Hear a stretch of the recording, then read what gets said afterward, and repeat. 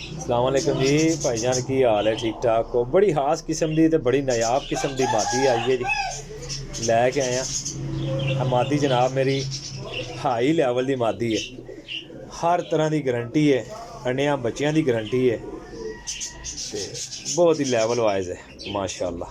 पर चेक करो, मैं दोस्तों भरावां नूं शो कराइए, जिस किसी भरा नूं चाहिदी होवे ना जनाब, मेरी गारंटी साडी है इंशाअल्लाह 110%।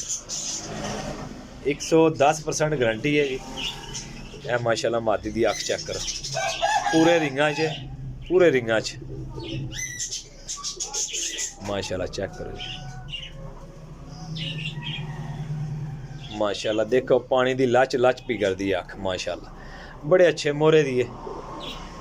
ठीक है जी, ए दी बंद दुम है ते ए पल्ला है, वेखो नायाब मादी है जनाब।